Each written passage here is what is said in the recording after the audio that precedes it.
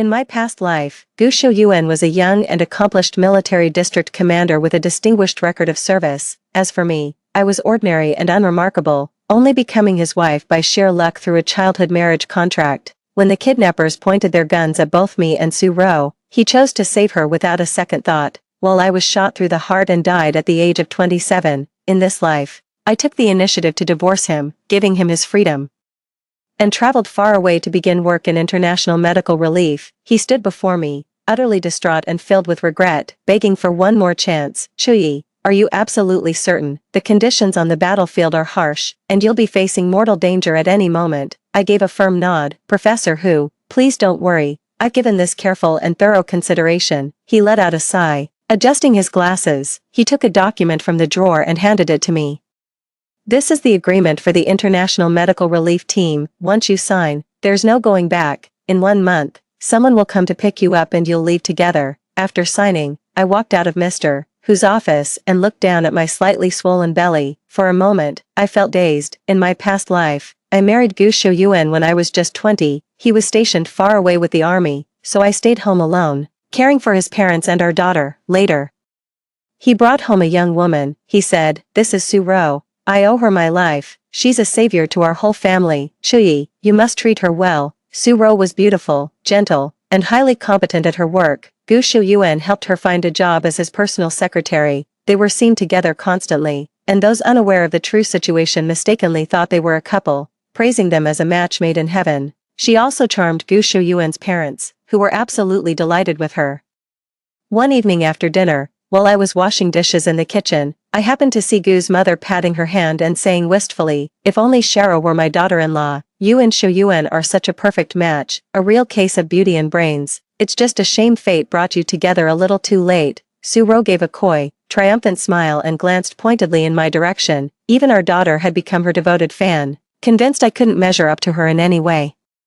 She once broke down and screamed at me, "What era is this? Arranged marriage. You and Dad were never meant to be together. You're not good enough for him," she muttered under her breath. "I wish Auntie Shiro was my mother instead." Later, Shiro and I were both kidnapped by Gu Shouyuan's enemy. When he arrived, the kidnappers forced him to choose only one of us to take with him. A gunshot rang out, and my heart was hit. I collapsed in a pool of blood. In my final glimpse, I saw him shielding Su Ro beneath him without a moment's hesitation. My thoughts snapped back to the present, and I placed my hands on my stomach. I am now 2 months pregnant. Since she doesn't want me to be her mother, I'll grant her that wish in this lifetime. I went to the hospital. When the doctor learned I wanted to terminate the pregnancy, they tried to talk me out of it, but seeing how resolute I was, they had no choice but to relent. In this life, I won't let anyone from the Gu family become an obstacle to my new beginning. It won't be long now before Gu Shouyuan brings Su Ro back. I stayed in the hospital for 2 days before returning to the Gu residence. Mrs. Gu pressed me about my whereabouts, and I brushed her off, saying I was doing a clinical rotation with a professor at the hospital. She said unhappily, "You're a married woman now.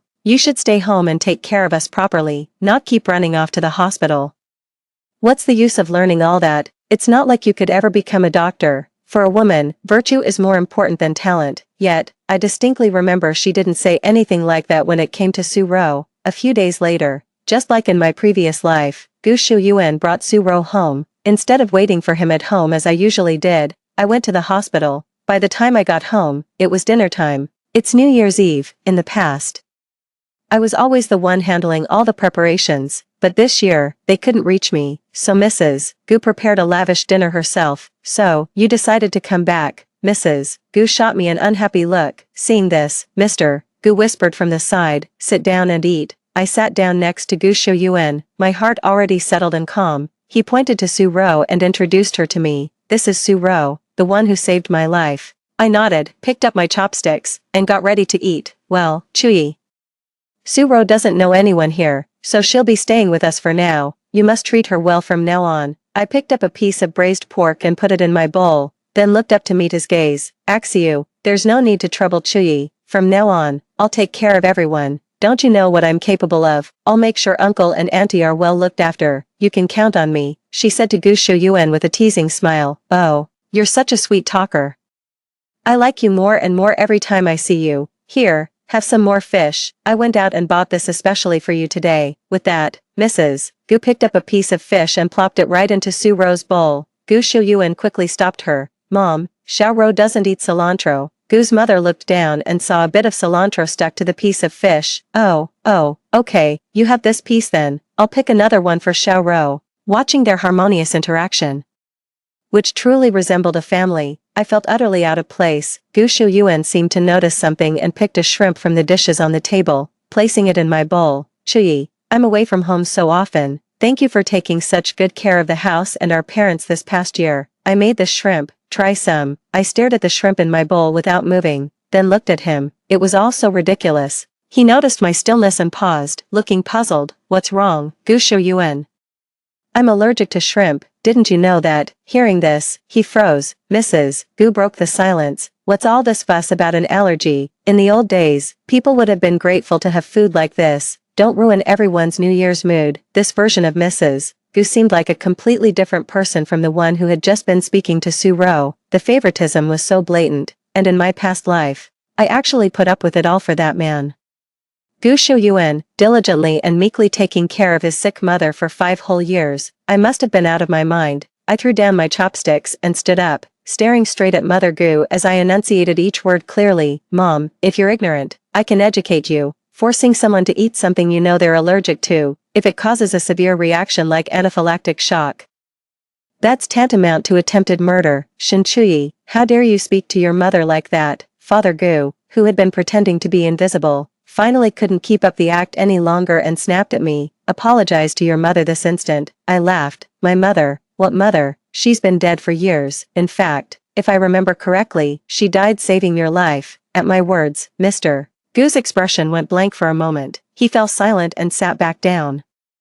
I had no desire to engage with him any further and turned to leave. Suddenly, my wrist was seized by Gu Shuyuan. Shin Chuyi, apologize. He was furious. I wrenched my arm free and met his gaze. What? After all this time, you really think I'm your family's slave? How long has it been since the founding of New China? Did the reform and opening up policy somehow skip your household? A sudden, collective gaze of shock was directed at me. In the past, I was always timid and submissive around them.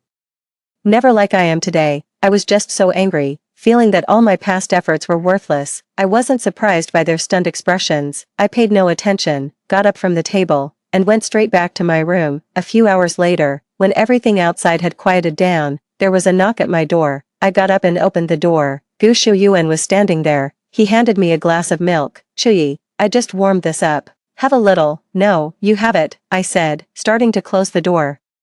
He reached out to stop it, looking at me with a sigh. Don't be like that. You need to take care of yourself. For the baby's sake, we went too far today. I'm sorry. Hearing him mention the baby, I looked down at my now flat stomach and managed a bitter smile. Gu Shuyuan, Aishio, they're setting off fireworks outside. Come watch them with me, please. Su Ro popped out from behind him, pointing excitedly at the fireworks outside as she pleaded with him. Gu Shuyuan paused for a moment, then nodded gently in her direction. All right, I'll take you to set off some fireworks. Su Ro, having gotten the answer she wanted, happily put on her coat and got ready to head out. Just as they reached the door, Gu Shuyuan suddenly turned around. Chuyi, do you want to come along? Su Ro tugged reluctantly at his sleeve and muttered, Aishio, maybe it's best not to bring Chuyi, she's pregnant now. And it wouldn't be good if any of the fireworks or firecrackers outside accidentally went off near her. He gave me an awkward look and conceded, yeah, I guess you're right. I shook my head. You two go ahead, have fun. A flicker of guilt crossed his face. Then you rest up at home. Mom just mentioned you're due for a prenatal checkup. I'll go with you tomorrow morning. Before I could even respond, he was already being eagerly dragged out the front door by Su Ro. A prenatal checkup, huh? Back in my room, I received a message from Professor Hu. Chuyi, I've already submitted your name. In 2 weeks, you'll be joining the Moritz Medical Relief Team. It's winter there now, so you'll need to prepare some cold weather gear for yourself, just in case. The next day, I slept in until 10 o'clock, a rare luxury for me. I opened the door to an empty house. I grabbed a quick bite to eat and decided to head to the mall to buy myself a down jacket. After getting the text from Mr. Hu yesterday, I went through my closet and realized I'd barely bought any clothes for myself in all these years. In the past, I couldn't bear to see him work so hard for money. I spent almost all the allowance he gave me on household expenses, rarely buying anything for myself. Looking back, I was such an idiot. At noon, I took a cab to the mall by myself and headed straight for the counter, but just as I walked in, I heard an exclamation. That dress is gorgeous. I looked over and saw Su-ro and Gu Shuyuan. They're still wearing the same clothes as yesterday. Su-ro held up a form-fitting lace dress in front of herself to see how it looked. Aishio, does this look good on me? Gu Shuyuan nodded and said, it looks lovely. Su-ro said sheepishly, isn't that a bit too expensive? It's over 8,000. Gu Shuyuan smiled, took his bank card out of his pocket, and handed it to the salesperson. Please wrap it up for me. Beaming, the salesperson took the card and praised to Su-ro. Your husband is so good to you. I took in the entire scene before me. It suddenly occurred to me, from the moment we met until now, it seems he has never given me a single thing. It wasn't until he finished paying, turned around, and saw me at the door that his smile instantly froze on his face. Chuyi, what are you doing here? For a moment, I suddenly felt like teasing him. I glanced at my watch. Didn't you say you'd come with me for my prenatal checkup? You didn't come home all night. So I had to come out and look for you myself. His face instantly turned pale. He hurriedly explained, don't get the wrong idea, we finished setting off the fireworks very late last night and were afraid of disturbing your sleep if we came back, so we just stayed out for the night. That's right, Chuyi, you really shouldn't overthink it. Su-ro chimed in. I glanced at the dress she was holding. Oh, this dress. It was a gift from Ashu to celebrate my new job. Ashu helped me find a position.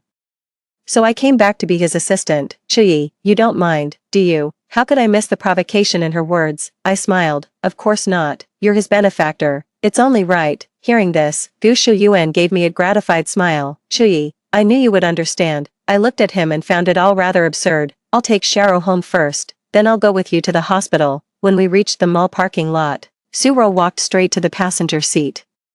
She pulled open the car door and slid in with practiced ease. Gu Shuyuan started the engine and, seeing I hadn't gotten in yet, called out to me, get in. I glanced at the pile of stuff in the back seat. He snapped out of his daze, scrambling to his feet to tidy up. Oh dear, I forgot Axiu bought me so much. It's completely packed. I told him I didn't need this much, but he still thinks I'm lacking in this and that. Sometimes, I just can't win an argument with him, Su-ro said. Her complaint sounding more like a boast. For a moment, even I felt a little disoriented. Between the two of them, was I the superfluous third wheel? After tidying up, Gu Shuyuan stood before me, looking somewhat awkward. Chuyi, he said, after the prenatal checkup, let me go with you to buy some things. It's the new year, you should get yourself something new. I don't know if he said that out of guilt or something else, but I wasn't the least bit moved. I pulled the car door open and got in.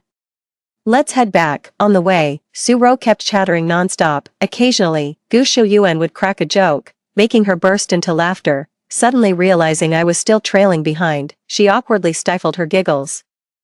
They were talking about things only the two of them had experienced, leaving me completely out of the conversation. As we passed the city's amusement park, she said, Axiu, do you remember when we first met? I told you I'd never been to an amusement park, and you said you'd take me someday. Gu Shuyuan kept his hands on the steering wheel but turned his head to nod at her. Okay, I'll take you when I have time, Ash. I want to go hiking again and see the Golden Mountain at sunrise. Alright. I'll go with you, Ash. I feel like having roast duck tonight. Sure, I'll go buy some for you tonight. It was at this moment that I finally understood. So, Gu Shuyuan was actually this kind and considerate. I had never seen this side of him, never even known it existed. Thinking back on all the excuses I made for his coldness towards me, I just feel utterly humiliated. Every word they said felt like a mockery, as if my very presence here was a joke.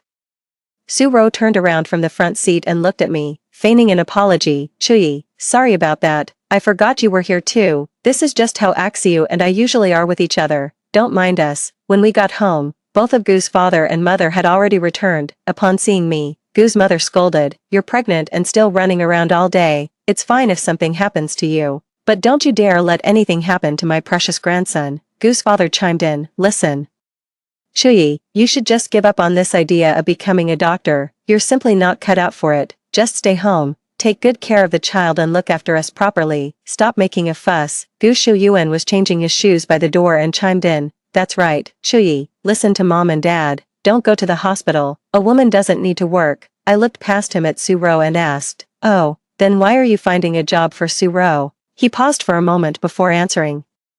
"Xiaoro is different from you. She's more independent. Besides, her job is as my assistant, so she can be with me anytime. Then how about letting me be your assistant instead?" My words left everyone in the room stunned, their expressions a mix of shock and disbelief. "What's the problem? We're husband and wife. wouldn't it be perfectly reasonable for me to be your assistant and be with you every day, Chuyi? Don't be ridiculous, Gu Shuyuan said with a sigh of resignation. Ridiculous? You think I'm the one being ridiculous, Chuyi? Are you angry with Axiu because of me? If you dislike me this much, I'll just leave. Su Ro, who had been quiet all along, suddenly burst into tears. With that, she bent down to grab her bag and made to walk out. Gu Shuyuan and Gu's mother quickly reached out to stop her. Xiao Ro, please don't go. Axiu, I can't be the reason your family falls apart. I know she hates me. I'll just leave. Chuyi doesn't mean that, right?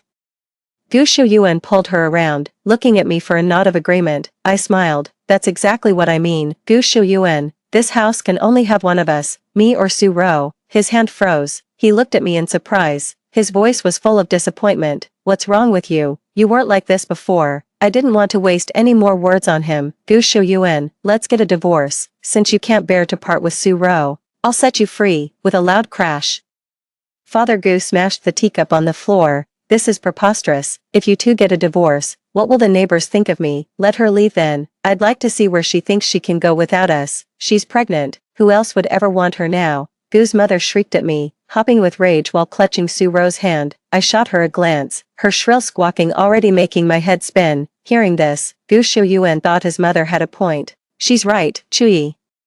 Where would you go without us? Don't talk nonsense in the heat of the moment. You're carrying our child. Don't act on a reckless impulse. He reached out to grab me. I took a step back, putting distance between us. Children, you still have the nerve to expect me to raise your family and bear your heirs without a single complaint, then spend my life serving your selfish lot. Even a slave didn't have it this bad, did they? I've already terminated the pregnancy, so just drop it.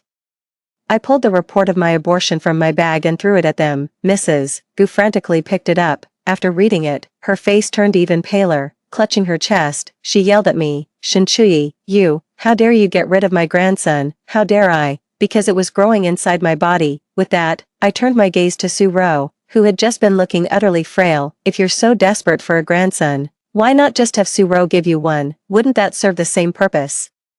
Chuyi, don't talk nonsense. Xiao Ro and I are not in that kind of relationship. Gu Shuyuan snapped. Oh, that's right, I forgot. I seem to have accidentally heard before that Miss Su is unable to conceive, so, she really can't have a child for you. In my past life, I had inadvertently come across Su Ro's medical report. She looked at me in disbelief. You, how did you know? Mrs. Gu immediately burst into loud, heart-wrenching sobs. Seeing this, Mr. Gu and Gu Shuyuan finally truly believed I wasn't lying to them. He snatched the report out of her hands. His mouth opened and closed, and it was a long moment before he managed to speak. You really got rid of it, old mister. Gu was so furious he slumped to the floor. He kept pounding his cane against the ground, a disgrace to the family. In the midst of the chaos, I grabbed my suitcase and tried to leave. Gu Shuyuan chased me to the doorway and blocked my path. Chuyi, please stop this, okay? We can put aside the matter of you terminating the pregnancy for now. I couldn't help but laugh at his sheer audacity. Gu Shuyuan, did I spoil you too much in the past? Is that why you become so shameless? Listen, it's me, Shen Chuyi, who wants a divorce from you. I'm not begging for your forgiveness. I pulled out a pre-drafted divorce agreement from my bag and flung it at him. I've already signed it. You should do the same. And quickly, I don't want anything to do with you or your family, ever again. It was as if, in that moment, he finally understood that I was truly going to divorce him. He blocked my path again. I shoved him away forcefully and snapped, Gu Shuyuan, are you out of your mind? You only married me because my mother saved your father, didn't you? You never loved me, so what's with the act now? Besides, now that we're divorced, you and Su Ro can finally be together openly. Isn't that perfect for you? Chuyi, you've got it all wrong. The only reason I'm kind to Sharo is because she saved my life once. She has no family left in this world, and I feel a sense of duty to look out for her. That's all there is to it. Su Ro had followed him out and was standing right behind him. Catching those very words, her face gradually drained of color. Gu Shuyuan turned and saw her, freezing in place. Gu Shuyuan, if you just admit you're a two-timing bastard, I might actually respect you a little. I sneered. If you don't sign the divorce papers, I'll take you to court. Make no mistake, I am divorcing you. Seizing the moment, I quickly hailed a cab and sped off. I checked into a hotel for the time being. I have less than half a month left before I leave. During these 2 weeks away from the Gu family, I can finally breathe easy and do the things I enjoy. I've decided to make up for everything I've missed out on before. so I found an island and decided to go there by myself for a while. With everything packed and ready, I grabbed my luggage and headed to the airport. Before boarding the plane, I made a point of blocking the entire Gu family. I wasn't about to let them ruin my perfectly good vacation. I spent over a week happily enjoying myself on the island. It wasn't until I got the call from Mr. Who that I realized I only had 2 days left before I was due to join the rescue team. He had booked my return flight ticket and asked me to meet him at the hospital. After dropping off my luggage at the hotel, I rushed straight to the hospital without a moment's delay. Just as I reached the entrance, a hand grabbed me. I turned around and saw Gu Shouyuan. When he saw me, his eyes lit up with surprise. "Chi, it really is you. You have no idea how long I've been looking for you. You blocked me, and I couldn't get in touch." As he spoke, he lowered his head and said with a bitter smile, "It was only then I realized that once I couldn't reach you by phone, I had no other way to find you. I don't even know if you have any friends." Looking back, I realize I really haven't been attentive enough to you. I'm in a hurry and don't want to be held up by him here. I shook off his hand. "Gu Shouyuan, have you forgotten the divorce papers I gave you? Stop with the phony sentimentality. You know better than anyone how you truly feel about me." With that, I turned to leave. He came after me. "Chuyi, please, give me another chance. Mom's in the hospital now. After spending these past few days taking care of her, I finally understand just how hard it must have been for you. Handling everything on your own whenever she or dad were sick and hospitalized. You're already exhausted from looking after her, and yet you still rush back every afternoon to cook for dad. It's only now that I realize how incredibly difficult it is to keep this household running so smoothly." Reading between the lines, I think I get the message. Seeing how much thinner he looked compared to before, I guessed that with me, his free nanny, gone these past few days, all the responsibility had fallen on his shoulders. He must have had a rough time. Every word I'd just spoken seemed to tell me that if I didn't come back soon, he was about to break. I chuckled. "What's the matter? You're working yourself so hard. Isn't your dear Sharo helping you out at all?" His expression instantly turned cold. Sharo hasn't been feeling too well lately." I nodded. "She's the smart one. If I'd known back then, I would have played sick too when things like this happened. I wouldn't have ended up being taken for granted as free labor for your family for years." My words left him speechless, unable to muster a retort. "But I know you. Look, you came back today. You still can't bear to see me suffer. Chuyi, I know you brought up divorce just to vent. I've done a lot of thinking these past few days. I'll be more attentive and take better care of you from now on. Can we please make up? Come home with me. I can't take this anymore." I yelled at him. "Gu Shouyuan. Get lost, don't flatter yourself. The very sight of anyone from your family makes me sick. If you have any shred of decency left, get out of my way. I'm not here for you, and certainly not for anyone in the Gu family. The world doesn't revolve around you. I don't care if your parents get sick or die. Just don't drag me into it. If you have a conscience, go take care of them yourself. If not, just dump them on the street." Perhaps he had never seen me like this before. He stood there stunned for several minutes. He asked in disbelief, "Then what are you doing at the hospital?" As if suddenly remembering something, he let out a sigh of relief. "Forget about becoming a doctor. You can't become one just by hanging around the hospital every day." Suddenly, an authoritative voice came from behind. "Chuyi, why aren't you coming in? We still need to do one final check of the documents for the rescue team." I turned around. Teacher Hu and his assistant were standing behind me. I nodded at him apologetically. "I'll be right there, Mr. Hu." Then, turning back, I warned Gu Shouyuan, "Stay away from me. Don't bother me again." "A rescue team? What rescue team?" he pressed. "What's it to you?" I rolled my eyes and ran over toward Mr. Hu. After a final review of the documents, Professor Hu handed me the medical relief pass and said solemnly, "Shen Chuyi, on behalf of the International Medical Relief Team, I welcome you aboard." Early the next morning, a young man knocked on my door. He said, "Dr. Shen, I'm here to pick you up." I followed him onto the plane. This marked the beginning of my 3 years of medical relief work in a war-torn region of the Middle East. During that time, I witnessed countless instances of life lost and life's miracles. Every time I saw a wounded person successfully rescued, I felt grateful to fate for giving me a second chance at life. And I was thankful I hadn't squandered that chance on things unworthy. 3 years later, I received a phone call from Professor Hu. He said, "There's an opportunity to study in Germany, but it would take 4 years. Are you willing to go?" I glanced at the ruins and the wounded behind me. My medical skills weren't yet fully refined. With Germany's advanced healthcare system, studying there would undoubtedly make me a much more proficient doctor. I nodded in agreement. "I'll go."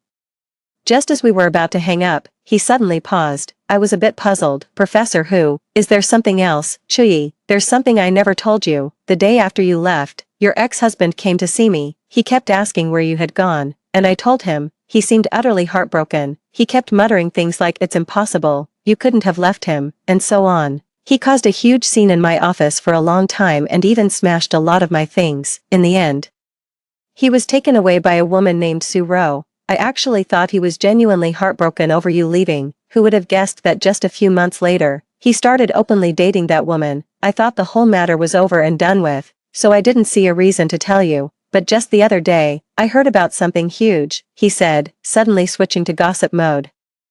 That Su Ro was arrested, Gu Shouyuan was suspended, and now he's been taken in for questioning too. What? I was utterly shocked. He said slowly, that Su Ro, she's nothing but a traitor. She had an ulterior motive from the very beginning when she approached Gu Shouyuan, and the entire Gu family was foolishly taken in by her, completely under her spell. Now, not only is Gu Shouyuan's job on the line, but he might also face other penalties in the future.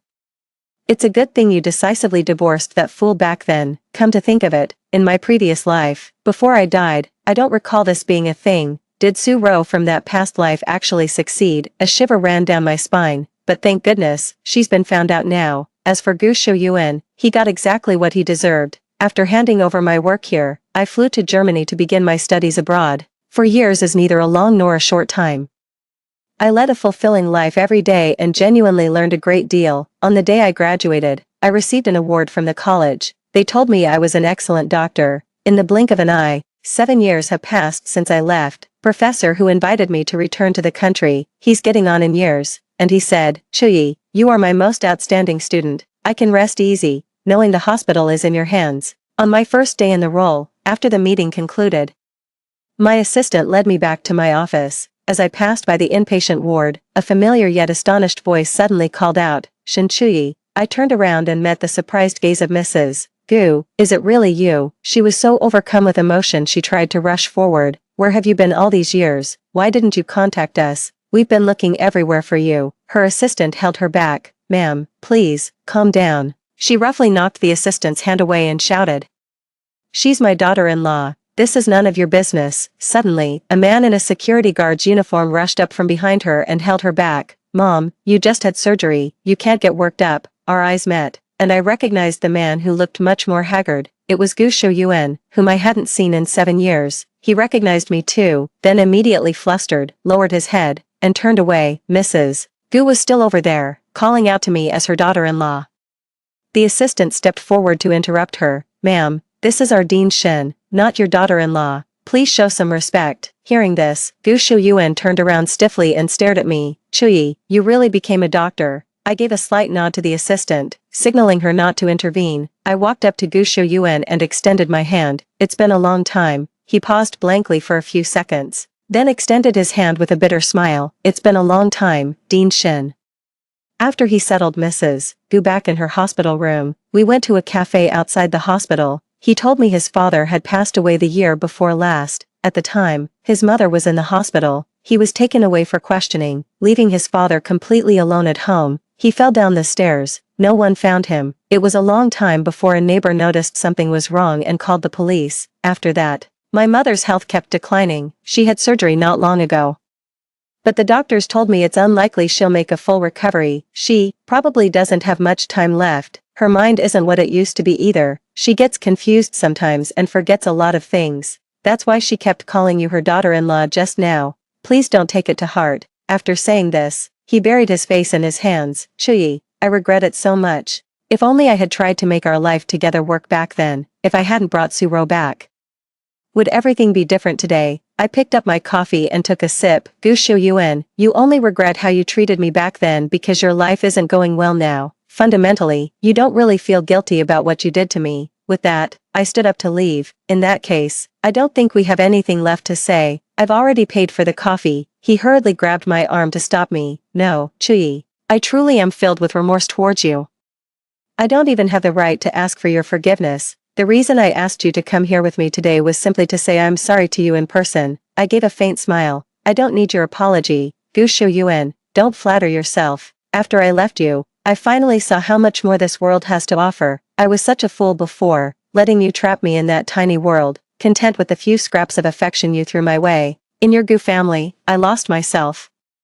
But thank goodness I didn't choose to stay. I've created wonderful new surprises for my own life." Without another word, I walked out of the cafe and never looked back. Gu Shu Yuan, we're no longer on the same path. Let the past be the past. I'm already embracing a new life. Next, let's listen to the following story. A husband of 20 years has been keeping a mistress for 15 of them, to force me out. They only gave me $1,000 a month for living expenses, to spite them both.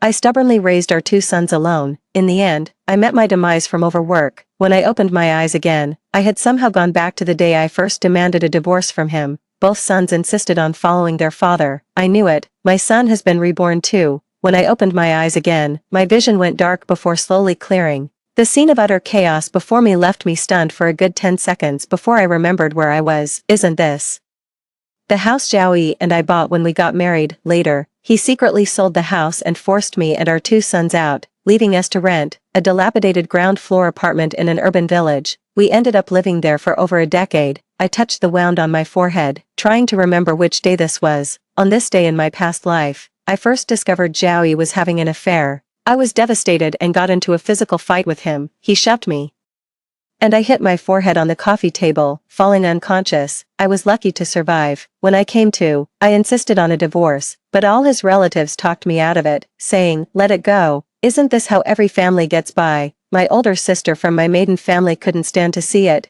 She said she would come to the other province to bring me home, assuring me there would always be a place for me there. I was too angry to let it go, stubbornly clinging to my position as the legal wife, refusing to let that scumbag have his way. But my stubborn defiance didn't actually make their lives difficult. Zhao Yi, utterly shameless, went ahead and secretly sold our house, then settled down in another city with his mistress, where they even had a child. He only comes back to our hometown every few years, where he endures a few half-hearted token criticisms. After his mother died, he stopped caring about anything at all. The happier they are, the more determined I am to stay right here and be the biggest thorn in their side. She raised 2 sons single-handedly until they reached adulthood, only to pass away from illness far too young. During the year I was hospitalized, Zhao Yi spent over $200,000 to send his grade school-aged illegitimate child on an overseas study tour.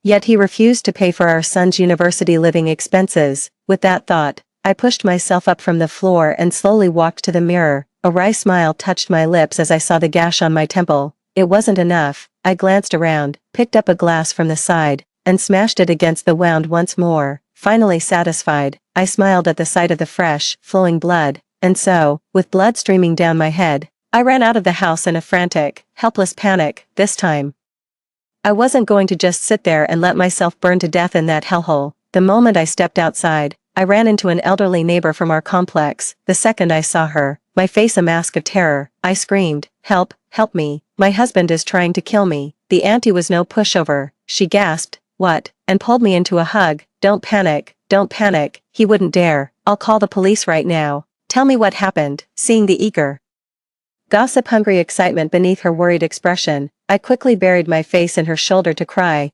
terrified my smirk would give me away. "I can't go on living. That bastard cheated on me. He said I should make way for that woman, or he'd kill me. I gave the Zhao family 2 sons. I've waited on him hand and foot for years, and never get a word of thanks, and now he wants to buy a house for that woman on the side." I wept and wailed, beating my chest in despair.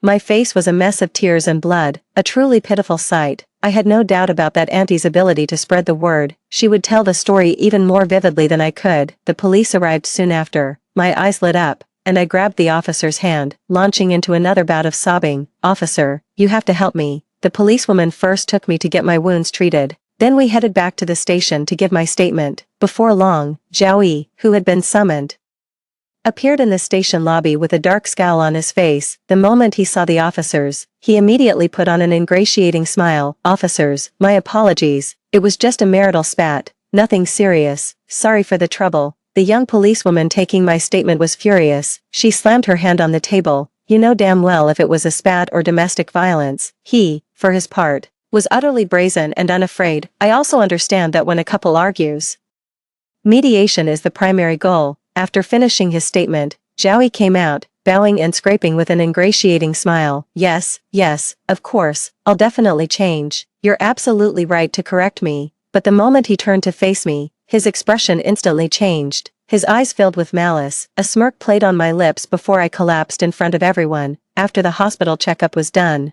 Thanks to my stellar acting, I was handed a diagnosis of suspected brainstem injury. I knew it then. The divorce was in the bag. Even though Zhaoyi was furious, he didn't dare lay a hand on me now. We made it back home without further incident. What awaited me was a full-blown family tribunal. The next day, around 1 in the afternoon, the entire Zhao family showed up at our door, the moment she stepped inside. Zhao Yi's sister, my sister-in-law, took one look at the bowl in my hand and her face instantly darkened with disapproval. Lin Xian, she snapped. My brother works his fingers to the bone to support you. All you do is stay home, cook a little, and clean a little, and now that we're here, there's not a bite to eat or even a drop of water to drink. They manipulated me the same way in my past life, before I discovered Zhao Yi's betrayal. He did give me 3,000 yuan each month for household expenses. That 3,000 yuan had to cover our two sons' weekly allowances, all the household groceries and utilities, and any social obligations like weddings or funerals. It required careful budgeting, but it was just enough to get by without feeling pinched, so I bought into that brainwashing too, believing that Zhao Yi was the sole provider for everything in this household. But looking back now, every single thing in this house, from the major appliances down to the rice, flour, and cooking oil, were all bargain items I scrambled to buy, sacrificing sleep morning and night. If I weren't the one managing the household expenses, Zhao Yi would be smoking 50 yuan packs of cigarettes. How would 3,000 yuan ever be enough? And not a single cent of it was ever spent on myself. I slurped up the last few noodles from my bowl, set the bowl and chopsticks down with a loud clack, and wiped my mouth. Sister-in-law, you showed up without a word. What was I supposed to cook for you? I pursed my lips, gesturing toward the trash can. And I can't even offer you a drink of water. Zhao Yi smashed up the whole place yesterday. This cut on my head, that's from a cup he threw. Sis, I'm running this whole household on just 3,000 a month. Last year, for your second child, I gave you 1,200, my birthday, my hospital stay. Wasn't there a single occasion you could have returned the favor? Give it back to me, and I'll go buy groceries for you all right now. You, choked by my words, my sister-in-law immediately turned her face away in a huff. After playing the bad cop, Zhao Yi's mother switched to the good cop, putting on a show of earnest concern. Oh, come on, what couple doesn't argue? It was wrong of Zhao Yi to hit you, but you shouldn't have called the police. Family matters shouldn't be aired in public. In my past life, she couldn't control the one on the outside, so she saw me as an easy target and subjected me to plenty of psychological manipulation. They tried to brainwash me, saying his whole family was on my side, and that once I got through this, that other woman would end up with nothing. I gave a cold laugh. I didn't just say it, I actually sent someone over to check it out. A commotion erupted in the hallway. The neighbor lady had arrived with her posse of old friends. This is the place that no good cheat even hits people. Beating his wife. What kind of mother raised a son like that? My mother-in-law's face instantly darkened. I laid out yesterday's injury assessment report. The photos of the bruises were truly horrifying. Don't any of you try to talk me out of it. I'm definitely getting a divorce. If I don't, I'll sue him. Zhao Yi flew into a rage. Fine, let's get divorced. I've been wanting out of this marriage for ages. My mother-in-law doesn't want a divorce. She also knows her son is almost 30, and aside from the marital home that drained the family's savings, he has nothing. He'll never find another fool of a woman like me, willing to work herself to the bone without complaint. I want to live with grandma. Me too. I want to live with dad and grandma too. My two sons had appeared at the front door. I don't know when. The three of us locked eyes. In that split second, a profound understanding dawned on me. I knew then, my sons had been reborn.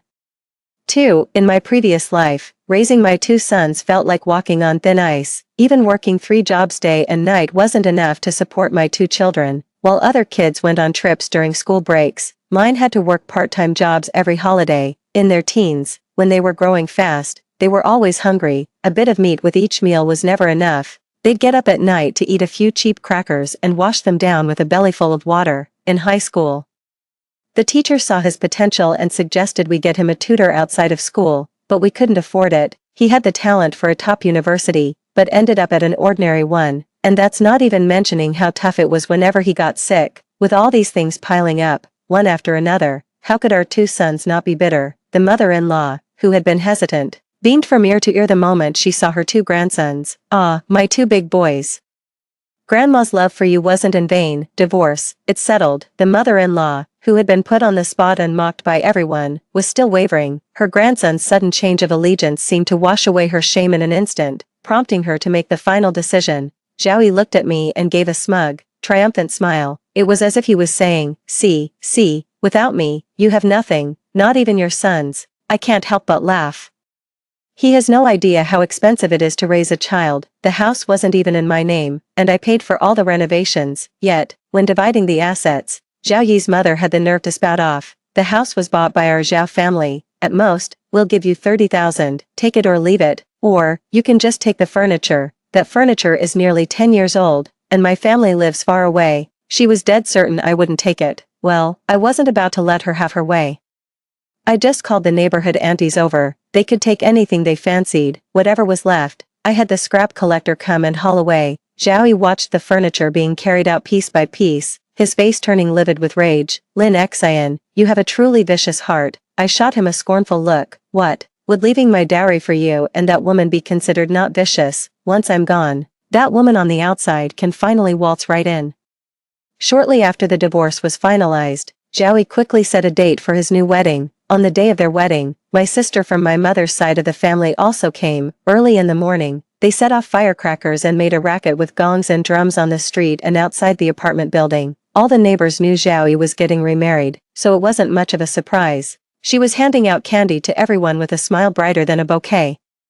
Looking for all the world like she was the one getting married, a confused passerby, seeing this, asked for some candy to share in the joy. A happy occasion at home. Congratulations. Beaming from ear to ear, she shoved a handful into their hand. It is a happy occasion. My sister got divorced. With that, she pointed a finger, gesturing for them to look up. She hung a banner on the door that read, "Celebrating my sister's divorce from that Zhao scoundrel. Celebrating my ex-brother-in-law's second marriage." The new bride, of all people, refused to keep a low profile. She insisted on being carried in a bridal sedan chair through the main gate of the residential complex, only to run straight into the band my sister had hired. Seeing her arrive, my sister turned and gave a wave of her hand. "All right, let's hear it, play the bride in." At that sight, everyone immediately understood what was going on, with the commentary from the neighborhood gossip. They were absolutely riveted by the drama. It was time to step out of the bridal sedan, but Lu Qiaqiao refused to show herself. A voice, tinged with tears, came from inside. "Go." As the central figure, Zhao Yi felt utterly humiliated, pierced by the crowd's stares and whispers. The two sons threw their arms around their grandmother's waist, frowning. "Grandma, Mom has gone too far. How could she do this?" Sitting in my sister's car across the street, I watched the whole scene unfold.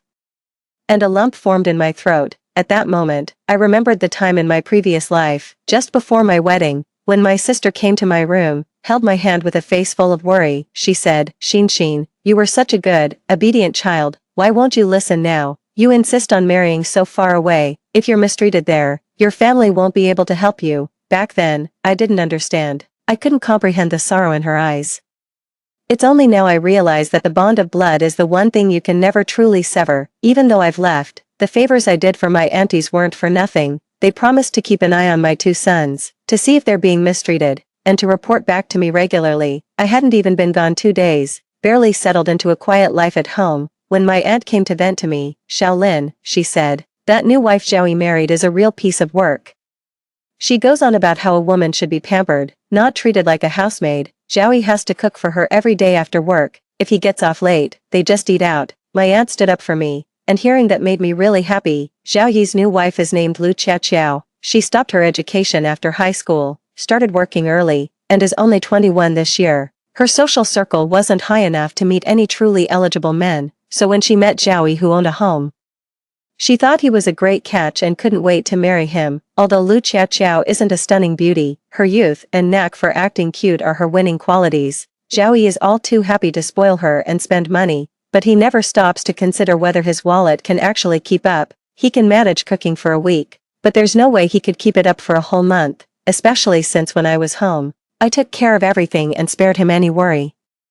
How could he possibly handle this kind of hardship? Sure enough, it wasn't long before my aunt told me, with a look of pure schadenfreude, that Zhao Yi had been going grocery shopping every single day. He doesn't get it. The best produce requires an early start to snag. and the real bargains are all about timing and seizing the opportunity, yet, he seems to relish it all.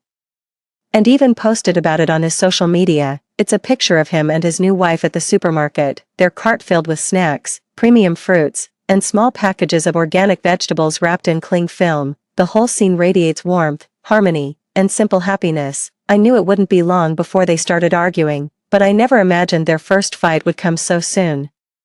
I heard their first argument because my son had connected his smartwatch to the phone and left it in the living room. How much could just buying groceries possibly cost? Is the $4,000 I give you every month not enough? Could you maybe cut back on the snacks? Didn't you eat those snacks too? Now you're picking on me. When you married me, you promised to be good to me forever, and now you're even nagging me about a little snack. If I'd known it would be like this, I should have just found someone my own age. As she spoke, Lu Xiaoqiao began to cry. Seeing her tears, Zhao Yi's heart softened. He lowered his voice to soothe her. All right, we've eaten out too much this month. Next month, let's cook at home. You go buy the groceries, and I'll do the cooking. Okay. The two of them made up, all lovey-dovey again. I couldn't help but sneer on the other end of the line. Two people who've never been ground down by the daily grind, who have no respect for life's realities. Life itself will teach them a harsh lesson. The peace didn't last 2 days before Zhao Yi's household was in an uproar again. The money Zhao Yi gave Lu Xiaoqiao was meant to cover all the household expenses, but she thought the money needed for the two children's board and lodging at school was just a week's allowance. Little did she know, when boarding school kids returned on Sundays,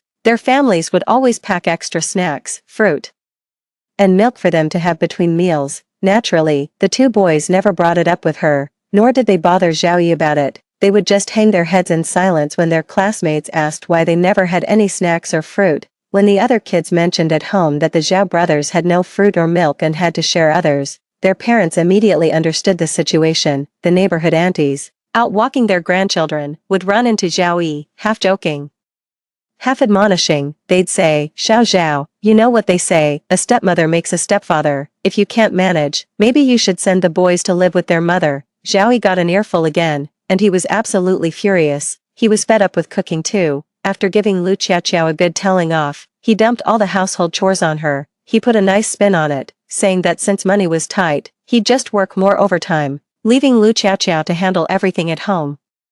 Then he started brainwashing her again. Just look at your girlfriends from the group chat, the ones still working in factories, living in dorms, or renting places. None of them have it as good as you do. Just look at you. You live in a big house in town, you don't have to get up early, and all you do is cook. This family is really good at that old carrot and stick routine. They used to gaslight me, and now they're doing the same thing to Lu Xiaoqiao. To put it bluntly, they're just selfish and only care about themselves. Before we knew it, the new year had arrived. In her past life, Lu Xiaoqiao's obsession was for Zhao Yi to take her home and gain his mother's approval, rather than remaining a woman with no official standing. Now that she has gotten her wish and become the legitimate daughter-in-law of the Zhao family, she genuinely considers herself a part of the clan, making her all the more susceptible to their brainwashing and emotional manipulation.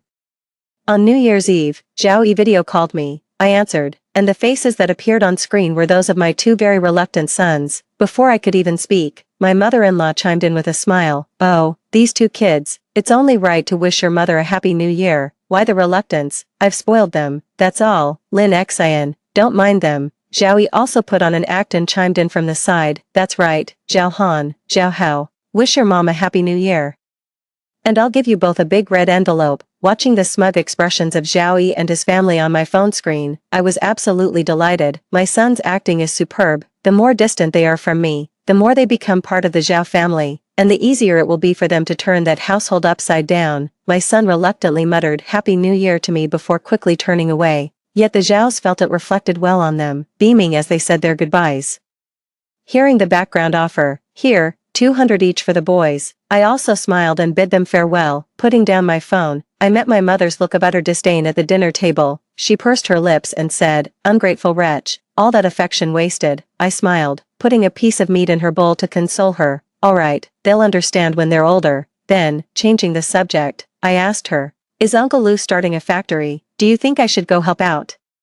Mother was taken aback. How did you know that? Of course I knew. In my past life, my mother also asked if I wanted to earn some extra money. To be honest, the pay wasn't bad. It would have added up to more than Zhao Yi's monthly salary, but Zhao Yi was against it. He thought it was better for me to stay home and take care of the housework properly, so I just let it go. Who would have thought that later on, Uncle Lou's factory would take off and grow bigger and bigger?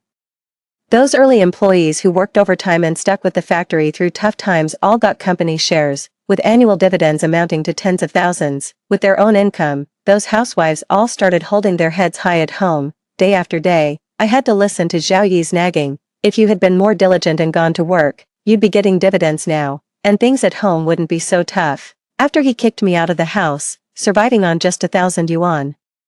My regret was overwhelming. My mother hesitated. Uncle Lou did ask, but I think it's too grueling. There are hardly any workers. Each one has to do the job of two. It's fine, Mom, I can handle it. I want to earn money to support you in your old age, I said, cutting her off with a smile. Compared to the miserable life I had before, my current life is absolutely fantastic. I'm away from Zhao Yi, not burdened with kids, and just earning my own keep. At the start of the new year, I returned to the city where Zhao Yi lives and began my new job. Uncle Lou teased me, saying I worked like a starving man devouring a meal. I just smiled without saying a word. He was right. If I had managed to hold on to that job and had my own income in my previous life, I wouldn't have had to endure all the hardship that followed. Now that I've gotten it back, and knowing how hard it was to come by, I treasure it all the more. Time flew by, and before we knew it, both children had reached the 9th grade. That year, Zhao Yi's mother fell ill. In my past life, Zhao Yi and I also started living separately at this exact point. By then, Zhao Yi no longer bothered to hide his interactions with Lu Qiaqia from me. He even had the nerve to call and video chat with her right in our home. I was not only managing the household but also caring for my mother-in-law in the hospital. I finally reached my breaking point. After our relationship completely shattered, he soon went behind my back, sold the house, and threw me and our son out. Now, it was Lu Qiaqia's turn to bear it all. Nearly a year had passed, and life had long since ground the carefree young woman, who once relied on others' support, into a resentful wife. Money that was barely enough with careful budgeting. An infuriatingly manipulative stepson, and a husband who shirked all responsibility the moment he walked through the door. None of this was the married life she had envisioned. Now that her mother-in-law is ill, she has no choice but to attend to her bedside, however unwilling she may be. Forcing two people who already despise each other to share a room naturally breeds even more conflict. At this point, the mother-in-law suddenly remembered my kindness and sent Zhao Yi to ask me to look after her for a few days. I was appalled by this family's audacity, but still agreed with a smile. After all, we were once family. It's only right to lend a hand in times of trouble. It's been a year since we last met. I've been eating well, drinking well, and living with less stress, so I'm looking rosy-cheeked and much more energetic. A far cry from how he remembered me, now that I'm being so reasonable. I could see the look in his eyes change in an instant. Lin Xian, I'm actually starting to regret this. I smiled as I saw him out, then hurriedly wiped my hands over and over with a disinfectant wipe where he had touched me. This guy is cursed when it comes to wives. Anyone who ends up with him is in for bad luck. What a jinx. When I arrived at my ex-mother-in-law's hospital room with the thermal lunchbox, she greeted me with more warmth than if I were her own daughter. Oh, Xian, come in, come in. Have a seat. As I laid out the prepared stew and nutritious meals one by one, the other patients in the room were absolutely green with envy. Oh my, is this your daughter? It's true what they say, nothing beats your own flesh and blood. She seems much better than that daughter-in-law who visited you the other day. I smiled without saying a word, while Zhao Yi's mother averted her gaze, looking somewhat awkward. I took the cue to smooth things over, saying, it's only right that I call you Mom. She spent the entire afternoon in the hospital room venting to me, going on and on about how Lu Qiaqia was utterly unsatisfactory to her, how poorly things were going at home, and how she couldn't hold a candle to me in any way. She's young, she'll learn the ropes in a couple of years. People are just so damn ungrateful. You never appreciate what you have until it's gone and you have something worse to compare it to, but at their core, they're utterly selfish. The whole Zhao family is cut from the same cloth. Back when Lu Qiaqia and Zhao Yi were fooling around together, he liked her for her youthful energy. Zhao Yi's mother doted on her son, so even though she was reluctant, she had no choice but to go along with it. Now that they've brought her into the family and found her of no benefit to them, with her usefulness gone, they've grown to despise her. As I was leaving, Zhao Yi's mother took my hand, filled with regret, and said, I never should have agreed to let you two part ways. Lu Qiaqia had only enjoyed a couple of days of peace before my son went and told her I was being cared for in the hospital. Lu Qiaqia flew into a rage instantly. My son texted me, telling me to get out of there fast. I retreated from the room and watched from a distance. I saw Lu Qiaoqiao storm into the ward furiously, followed by a loud smash. She must have knocked the thermos I left on the table onto the floor. I've been waiting on your whole Zhao family hand and foot, and now you have regrets. You think Lin Xian is better. Let me tell you something, not a chance. Another round of crashing and smashing erupted from the room, giving the onlookers plenty of juicy gossip to feast on. That same day, I got a text from Zhao Yi asking if I'd be willing to get back together for the sake of the child. A reconciliation is in the cards. Just not right now, having been utterly humiliated at the hospital. Zhao Yi's mother couldn't stay there a moment longer and had to transfer, racking up yet another bill. There was no way Lu Qiaoqiao would go to take care of her again, and to avoid any suspicion, I certainly wouldn't go either. At that point, only her two eldest grandsons, after school, would take turns keeping her company for a while. He brought it up as if it were nothing, saying school required extra tutoring. How could she possibly refuse? It's just that the Zhao family's money was now controlled by Lu Qiaoqiao, and she had no intention of humoring Zhao Yi's mother, so she flat out refused. In Zhao Yi's eyes, her disrespect towards their parents and harsh treatment of their children completely extinguished any affection he had left for Lu Qiaoqiao. To force Lu Qiaoqiao into a divorce, he cut off her living expenses and continued to subject her to frequent beatings and verbal abuse. I checked the time. It was about time I went to see her. In the cafe, Lu Qiaoqiao sat across from me, looking completely different from when I saw her last year. Her hair was pulled back into a low ponytail, but a few stray strands had escaped at her temples, betraying the haste with which she'd tied it up before rushing out. Most telling were the dark circles under her eyes and her dull, lifeless gaze. She looked nothing like a woman in her early 20s, seeming to have aged a decade overnight. Seeing the hostility in her eyes, I smiled wryly. We're in the same boat, you know. Both of us were fooled by Zhao Yi. You've seen it for yourself now. His words and his actions are worlds apart. Don't think I'm here to gloat. Just look at the Zhao family, that viper's nest. Do you really think I have any affection left for them? I'm trapped. My two sons are with them. This is just the way my life has to be now. You're only 22. Turn back now, and your life is still your own. You thought you married for love, but look how that turned out. If you have a child, your life will be even harder. Whether you divorce or not, the Zhao family's meager property will be split 3 ways. How much do you think your child will get? It's not worth throwing your whole life away. In her past life, this was exactly when she got pregnant. If she has that child, she'll be coming after my inheritance. Lu Qiaoqiao had a change of heart. She was the one who filed for divorce. She came into this marriage with nothing, so she'll be leaving with nothing. After losing the child, she demanded 30,000 from Zhao Yi as compensation for emotional distress. I nodded. That was the going rate. That was the price for a woman abandoned by Zhao Yi. As a woman myself, seeing Lu Qiaoqiao's pale and fragile state, a pang of sympathy stirred within me. It's just not worth it, wasting my youth on this family and ruining my health in the process. After their divorce, Zhao Yi immediately proposed getting remarried. I refused, only agreeing to return to the family but not to remarry. To show his sincerity, Zhao Yi agreed to this arrangement for the time being. Day in and day out, he handled the grocery shopping, cooking, and all the household chores. I focused on doing my job well and taking good care of my two sons. In my past life, I couldn't afford the tutoring classes my sons needed. Now I can, and I insist they go even if they protest. What was missing in my past life, I will make up for doubly in this one. I never ask Zhao Yi for a single penny when it comes to spending on our son. I never pry into how he spends his money, whether on groceries or daily expenses. In fact, I sometimes even dip into my own pocket to stock the fridge with nice things. Now, he's practically begging me to take charge of his finances. I still refuse. Right now, getting back together and controlling the money is like a piece of meat dangled in front of him. He'll only move forward if he wants a bite, but the moment he gets it, he'll start slacking off. Human nature is flawed, but Zhao Yi takes it to a whole new level. Ever since her last illness, Zhao Yi's mother's health has been going steadily downhill. She spends half of every month confined to her bed. She doesn't have long to live.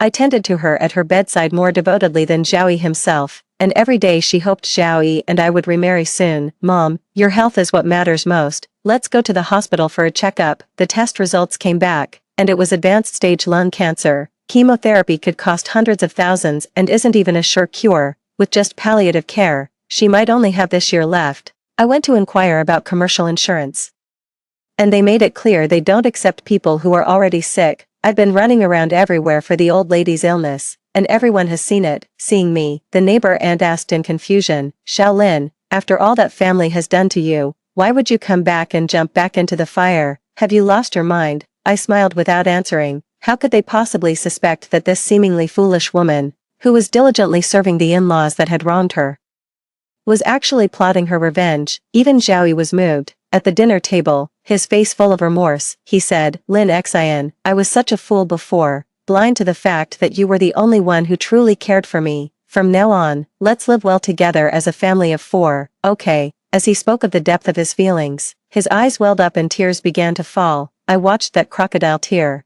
exchanged a glance with my 2 sons, and felt not a single ripple of emotion. We all knew he wasn't truly remorseful, he was just scared that we would abandon him now, scared that I, the one who could earn a living, was doing just fine on my own. My son and I have both been reborn, we are demons clawing our way up from hell. How could we possibly soften our hearts over a few sweet words from him? The kind get bullied, just as a tame horse gets ridden. Zhaoyi's mother passed away from illness as expected. Zhaoyi and I also got our marriage certificate and remarried.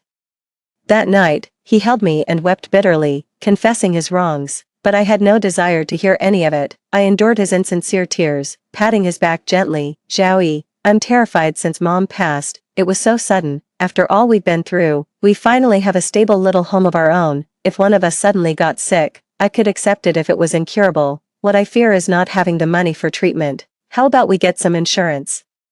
He thought it was a great idea and readily agreed. That weekend, we went to the insurance company and purchased a high-value policy. Watching Zhaoyi finally sign his name on the contract, the weight of worry finally lifted from my heart, and so, I simply waited quietly for that day to arrive. According to my son's account, as their university term was about to begin, they chose to take a coach to register in order to save on travel costs. However, the coach was involved in a multi-vehicle collision on the road, plummeted off a cliff, and there were no survivors. In this life, with the guidance of the elite tutors I hired at great expense every month, my son's academic performance improved by leaps and bounds. They both got into top universities, making up for the regrets of the previous life. I took our son and went ahead first, luring him into the car under the pretense of a family trip. Hey Zhaoyi, I bought your ticket. You'd better get here fast. Our son got into university, this is his only wish, and you dare to make excuses. No, this is the fastest one. You can sleep on the train overnight and you'll be here tomorrow. If I don't see you tomorrow, you're in for it, I'm telling you. The next day, the 3 of us waited in front of the TV and finally saw that news report. Just as we had hoped, the mother and her 2 children wept with joy, holding each other and crying. I wiped my tears and looked out the window. Just as the sky cleared to a cloudless expanse, after Zhaoyi's death, I went to the insurance company to collect the substantial compensation payout. It was all clean, with no trace left to be found. It wasn't until the list of victims was published later that my sister-in-law learned the news from the report. She showed up at the door right then and there, demanding to throw me and my son out, yelling that this was her brother's house. She was so loud that neighbors from across the hall and the floors above and below came out to see what was happening. After hearing her rant, a young woman rolled her eyes and said, Lady, do you even know the law? They're the legal primary heirs, you can't just kick them out, they could sue you for illegally occupying their property, you know. Oh, I remember her, a few years back. When the Zhao family divorced Shaolin and brought that other woman home, she was there too, wasn't she? TSK, I always thought that whole family was no good, so shameless and classless, trying to kick her out when she's raising 2 of your Zhao family's own children, absolutely disgraceful. I stood in the doorway, smiling at her without saying a word, with so many people each adding their own comment, it was enough to make her lose face and hang her head in shame. In the end, she simply plopped down on the ground, wailing at the top of her lungs and starting to make a scene. Why is my life so bitter? My mother worked so hard to raise my brother, and now that she's gone, she left nothing behind. It's all been taken by this vicious woman. Mom, take me with you. It wasn't until the police arrived that this farce was brought to an end. To avoid her coming back to pester me, I quickly sold the house at a low price, took the money, and made a clean break. 4 years later, my son graduated from a prestigious university and landed a job at a major tech company. As for me, I secured a handsome annual dividend by investing early in Uncle Lou's factory. We all had a bright future ahead of us. Story 2. The whole world knows that Pei Yun dotes on me as if I were his very life. I have a fondness for kittens, so the imperial city is now teeming with cats. My heart belongs to the peony. In the royal gardens, only the queen of flowers reigns. At the coronation ceremony, his eyes burned with intensity. "My entire life's purpose was to marry you." After 3 years without an heir, his ministers urged him to expand the harem and depose the empress to take a new one. Enraged in the court, he beheaded several officials and declared in an icy tone, "The harem of Dayuan shall have only one empress." Yet later, the noble consort conceived and gave birth to a precious son, who was then enfeoffed as the crown prince.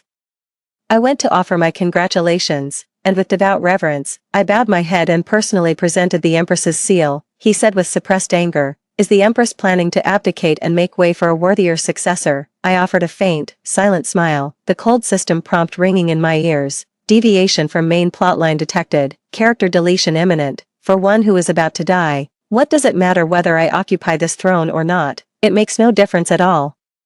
For 7 years of Pei Yun's struggle for the throne, I stood before him, shielding him from every open and hidden danger. I endured the slander and scorn of the world for him. I faced death's door, poisoned for his sake. After years of enduring hardship and biding his time, he finally ascended to the most exalted throne of Dayuan, becoming its emperor. At the coronation ceremony, a grand procession of 1,000 escorted me into the palace. His gaze burned with intensity as he said, "Sherwan, my entire life was meant for marrying you." I was consumed by the fervor of his love. Just when I thought the hardship was over and sweetness had arrived, it was quietly overturned by a rustic woman's entry into the palace. At this year's New Year's Eve banquet, for the first time in 3 years, he did not come to my chambers. By the morning of the Lunar New Year, rumors that the empress had fallen from favor and spent New Year's Eve alone had spread throughout the entire imperial city.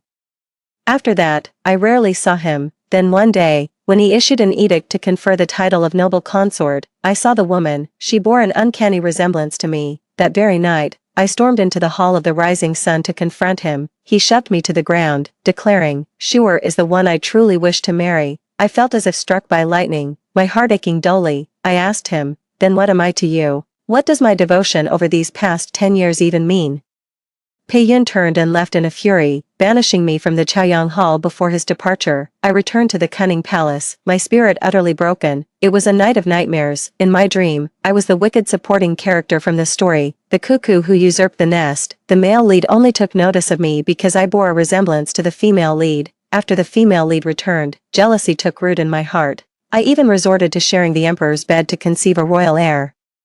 All to secure my position as empress. I then schemed to cause Xie Jingshu to miscarry, leaving her infertile for life. I thought we were locked in a life and death struggle, but in Pei Yun's eyes, there was only room for Xie Jingshu. In the end, he met a gruesome and violent end. Upon waking, it all felt utterly absurd, yet the dream had been so vivid. System. The supporting female character must devise a plan to sabotage the imperial consort inauguration ceremony.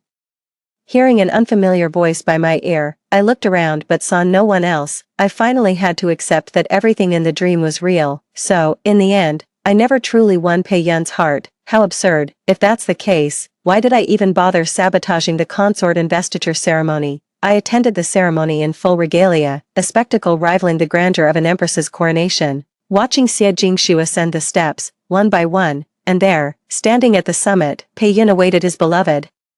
Improper by convention, yet perfectly aligned with their hearts. System. Deviation from main storyline detected, penalty imminent. The emotionless voice echoed in my ears once more. My body was racked with a pain like a lightning strike, and then everything went black as I fell backward. Her Majesty is awake. Your Majesty, Her Majesty is awake. Seeing that I had woken up, Nianxia was overjoyed. He hurriedly ran to inform Pei Yun, who was outside the hall. System. Please proceed with the main quest, or you will be eliminated by the system. If I don't follow the plot, I'll be killed by the so-called system. So no matter what, I can't escape a violent death. I couldn't help but let out a bitter, self-mocking laugh. How dare you laugh? Pei Yun's voice, dark and menacing, cut through the air, followed by a solid slap across my face. You fainted on purpose, just to ruin Aishu's investiture ceremony. I actually believed, for a moment, that you came with sincere congratulations. With a timid expression, Xie Jingshu tugged at Pei Yun's sleeve and said, "Brother Yun, my sister didn't mean to do it. There must be more to this story." Xie Jingshu bore a strong resemblance to me, though her features were more delicate and refined. The vermilion dot between her brows made her entire face even more stunningly beautiful. I suddenly remembered the Empress enthronement ceremony. When Pei Yun painted a vermilion mark upon my forehead, then, with a burning gaze, he looked at me and said, Sherwan, I was born in this life for the sole purpose of marrying you. Ha, how utterly ridiculous. So it all adds up now. From the very beginning, I was nothing but a stand-in. I lifted my gaze to meet Pei Yun's. What if I said I was feeling unwell? Your Majesty, would you believe me? He let out a laugh that seemed more out of exasperation, still making excuses. The imperial physician has already taken your pulse. He said you're in perfect health, so the system's punishment on me, it can't be detected by a pulse reading. Fortunately, this incident did not hinder Shuer's appointment as an imperial consort, Su Sherwan, only because Shuer pleaded for you this time. We shall let you off for now. I expect you to behave yourself from now on and abandon any further schemes. With that, he departed, taking Xie Jingshu with him. Nian Xiao looked at me with concern. Your Highness, please don't take it to heart. Your Highness, the imperial consort is merely a passing fancy for His Majesty because she bears a slight resemblance to you. Once this phase passes, His Majesty's heart will surely, I spoke up, interrupting, this consort is thirsty. How much does she resemble me? It should be, how much do I resemble her? I fear this position of Empress was also granted because of this face. In previous years, the peonies in the imperial garden bloomed exceptionally early. They would be in full bloom by early April. This year, however, it's already mid-April, and we've only seen a few sparse buds. I came hoping to admire the flowers, only to find nothing in bloom. The weather was lovely, so I decided to take a stroll in the imperial garden. Yun.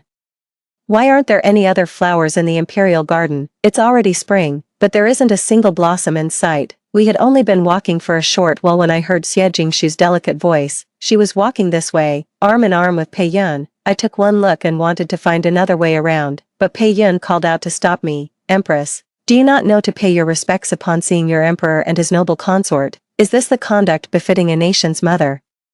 With resignation, I turned and replied respectfully, your humble consort feared she might disturb your Majesty's enjoyment. Pei Yun let out a cold laugh. At least you're aware of your own unwelcome presence. Shuer finds the imperial garden rather monotonous with only peonies. What does the Empress think? Seeing he wouldn't let it go, she raised her head to meet his gaze. If the noble consort finds it dull, then we shall simply plant some other varieties. This concubine agrees. A garden of 100 flowers should indeed let all blossoms flourish together. Xie Jingshu feigned innocence, her eyes full of expectation. I adore peonies. I lowered my gaze and remained silent. Pei Yun seemed to glance my way, then pinched Xie Jingshu's nose affectionately and said, uproot all the peonies, plant only peonies. Xie Jingshu giggled and playfully punched his arm. Pei Yun was not angered, but merely held her delicate hand with a besotted smile. This humble consort is feeling unwell and must take her leave. With that, she performed a curtsy and withdrew before Pei Yun could react. The sight of their mutual affection and tender glances was truly grating to the eyes. I had only gone a short distance when a sharp, stabbing pain shot through my chest. I forced myself onward, gritting my teeth against the agony. I couldn't bear the thought of them seeing me in such a wretched state.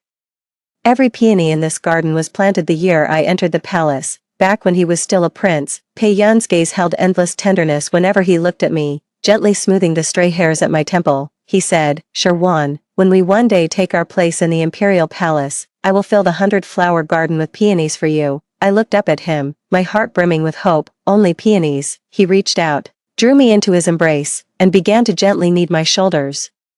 Of course, our Awan only favors the peony. Then, within the imperial harem, there shall be only the national beauty, and I shall be the sole empress. After his ascension, he indeed fulfilled that promise. In a garden of 100 flowers, only the peony reigns. In an imperial harem, only the empress holds sway. That is, until Xie Jingshu arrived. Pei Yun bestowed all his favor and privileges upon her. No, it would be more accurate to say he restored them to her.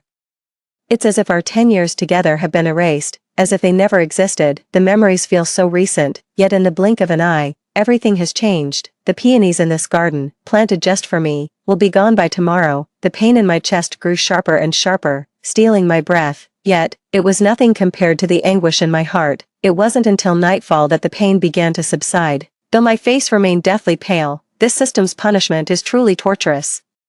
I clutched my chest and let out a long, heavy sigh. Are you feeling unwell? Pei Yun's voice sounded by my ear, startling me. I scrambled to get up from the chaise lounge. He was simply sitting there on a nearby stool, silent and still. I had no idea how long he'd been there. When did your Majesty arrive? Why are you sitting here? Pei Yun was strikingly handsome, with sharp brows, bright eyes, and a high-bridged nose. In the flickering candlelight, he possessed a certain captivating charm. Even after all these years of marriage, it still made my heart skip a beat. Since our unpleasant parting at the Morning Sun Hall, it has been a long time since we last met alone. For him to come to see me by himself, it certainly cannot be for any good reason. Pei Yun's thin lips parted slightly. I have come to inform you that the peonies will be sent to your palace tomorrow. He seemed to be struggling for words. After a long silence, he added, it was Shuer's idea. After she learned of your fondness for peonies, she pleaded with me to send some to you. His words felt like a bucket of cold water had been thrown over me. I let out a cold laugh. Is this your Majesty's charity? If they are things you no longer want, you could simply have them thrown out of the palace. Why must you send them here to humiliate your servant? Pei Yun abruptly stood up and seized my face in his grip. Is this how you address your emperor? What impeccable manners from an empress. If not for Shuer's kindness in urging me to check on you, do you think I would ever willingly set foot in this cunning palace again? A bitter laugh rose within me. Shuer was all he could talk about. The very person who once couldn't bear to leave the cunning palace for a single day now claims they wouldn't set foot in this place again. Your Majesty has seen what there is to see. You may take your leave.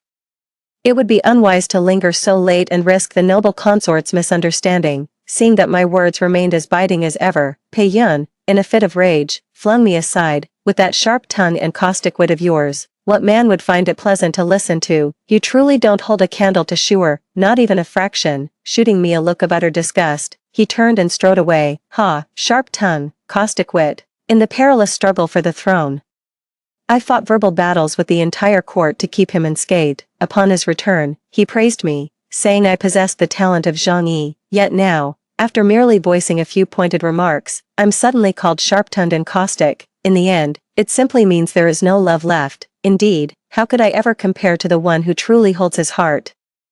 Ever since the incident at the 100 Flowers Garden, court officials have been submitting memorials one after another, urging Pei Yun to hold a selection to fill the imperial harem. Some officials even had their family members visit the palace, hinting at the matter to me repeatedly, both overtly and covertly. Thinking back now, if my father hadn't risen to the position of chancellor, Xie Jingshu would never have had to settle for the title of imperial noble consort. The inner palace and the imperial court are intricately linked. A single misstep in one could upset the other. Pei Yun had no desire to lose his father's support. Once word of the 100 Flowers Garden incident spread beyond the palace walls, my father began maneuvering behind the scenes. In the past, I was the sole occupant of the inner palace. Furthermore, Pei Yun had executed many ministers who petitioned for my removal, so naturally, no court official dared to broach the subject of selecting new consorts. But times have changed. Now that Xie Jingshu has been added to the equation, a second and a third could easily follow. Even if the emperor were to hold a large-scale selection of new consorts, it wouldn't be a matter of great consequence. The noble families were all vying desperately to have their daughters enter the palace. Over this matter, Xie Jingshu had a serious falling out with Pei Yun, refusing him entry to the Yaohua Palace for several days. No matter how much commotion stirred outside, I never once stepped out of the cunning palace, because my hands and feet have started to go numb in occasional, tingling waves, because my five senses are gradually fading away. I know now, this system is truly, silently erasing me from this world. An incense sticks time ago, Pei Yun summoned me to the Chaoyang Hall. Just as I was about to push the door open, my foot faltered, and I nearly stumbled headlong into the room. Not again, my foot has gone numb. Lately, this has been happening more and more often, and each episode lasts longer than the last. I grabbed the doorframe to steady myself. After doing my best to hide it, I pushed the door open as if nothing was wrong. I had just reached the imperial desk when Pei Yun swept the mountain of memorials to the floor, snatched one up, and hurled it in my face. See what your father has done. I scanned it quickly.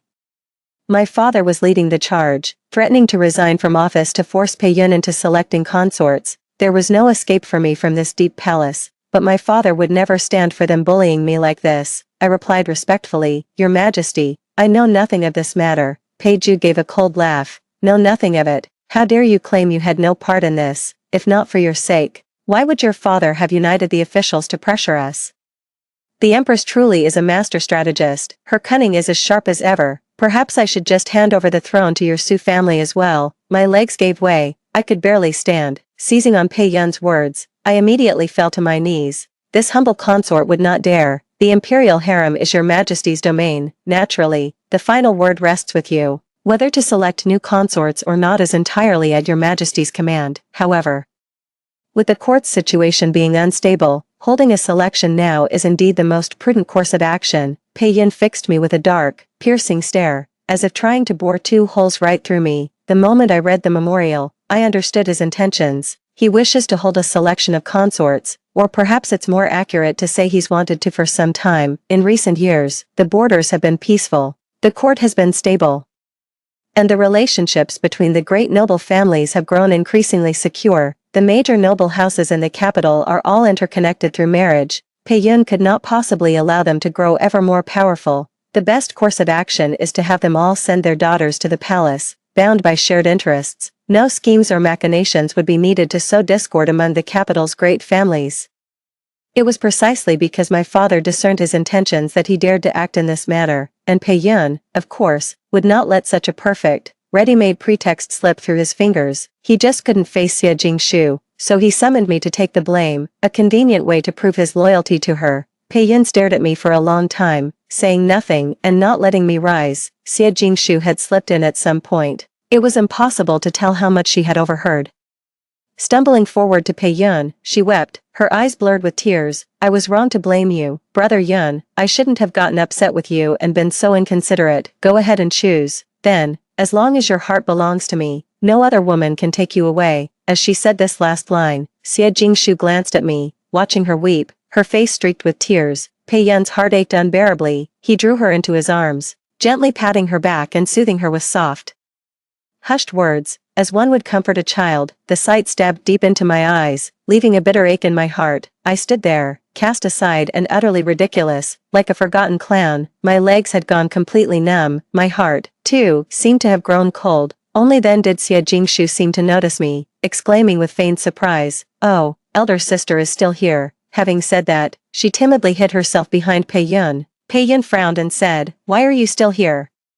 My voice was utterly calm and devoid of emotion. "Your Majesty has not yet granted this concubine permission to rise." After a long moment, Pei Yun waved his hand, signaling for me to stand up. I tried to stand, but nearly stumbled and fell. Pei Yun instinctively moved to support her, but catching sight of Xie Jingshu's aggrieved, furrowed brow from the corner of his eye, he withdrew his half-extended hand. I wished to rise on my own, but there was nothing nearby to steady myself against. Left with no choice, I spoke in a flustered manner. "My legs have gone numb, Your Majesty. Might I trouble you to have someone escort me back?" Pei Yun gazed at me for a long moment, his expression inscrutable. Suddenly, he strode over, swept me up into his arms, and declared, "I shall escort you back." I stared at him in astonishment, but Pei Yun's expression remained unreadable. "The Hall of Morning Sun is staffed only by guards," he said. "Unless Her Majesty the Empress would prefer to be carried back by one of them." Ah, yes, I was terribly jealous back then. A few of the young maids attending him were quite lovely, and I couldn't resist making a pointed remark. From then on, apart from his personal eunuch, only guards remained in the Chaoyang Hall. I turned my head away in silence, just in time to see Xie Jingshu glaring at me with pure hatred, her silk handkerchief nearly twisted in two. Her gaze was venomous, bearing no resemblance to her usual delicate and gentle demeanor. Couldn't keep up the act any longer, could she? Noticing my gaze, she quickly smiled again. "Your Majesty should summon the imperial carriage. The journey back would be too bumpy this way, and it wouldn't be comfortable for my sister." Pei Yun paused in thought for a moment, summoned the imperial carriage, yet still lifted me into it himself. Only after making sure I was seated securely did he give the order to depart. I couldn't understand him. One moment he was cold and sharp with his words, the next he seemed to genuinely care for me. He clearly had someone else in his heart, yet he would still toy with me from time to time, as if I were a pet. Gradually, a numbness began to creep into my fingertips, looking at their pale, bloodless color. A deep sense of sorrow welled up within me. Enough of this, we're all going to die anyway. What's the point of dwelling on it? With Pei Yun's approval of the imperial consort selection, the Ministry of Rites swiftly made arrangements. Young women from noble families began flowing into the secluded courtyards of the inner palace. After each was granted her title, protocol dictated they pay their respects at the Palace of Earthly Tranquility, a whole procession of stunning beauties, each more enchanting than the last. It was enough to dazzle even my eyes, perhaps because they were young. They were all lively and talkative. For a time, the Palace of Earthly Tranquility was filled with cheerful chatter and laughter, a truly lively scene. One of the bolder ones asked me curiously, "Your Majesty, what What is the emperor like? I smiled and answered her nonetheless. His Majesty is a man of striking presence and noble bearing, in his dealings with others, recalling the look of disgust Pei Yun had worn frequently of late. I hesitated, a clear, lovely voice chimed in. He is also exceedingly gentle in his treatment of others. It was none other than Xie Jingshu. I hope you don't mind my uninvited visit, sister. Before I could respond, she turned to the other concubines and said, His Majesty and I have known each other since childhood. If any of you sisters have questions, feel free to ask me. And just like that, she left me standing there, blending in seamlessly with the others. Anyone with a keen eye could see at a glance that Xie Jingshu bore a striking resemblance to me. The only distinct difference was the vermilion beauty mark between her brows. All sorts of glances kept darting back and forth between the two of us. What had felt like cheerful laughter moments ago now just seemed like noise to me. Xie Jingshu suggested we go to the 100 Flowers garden to admire the blooms, as the peonies were in their prime, remembering my previous unpleasant experience there. I had no desire to go. Seeing my reluctance, she stepped forward to pull at my sleeve. Sister, won't you come with us? I tried to pull my hand back, but she held it fast. You must be tired of peonies after all these years. The peonies are in full bloom now. Her face remained innocent and cheerful, but her eyes were full of calculation. I yanked my hand back with force. She let out a shriek and stumbled backward. In that split second, a sinister curve flickered across the corner of her mouth.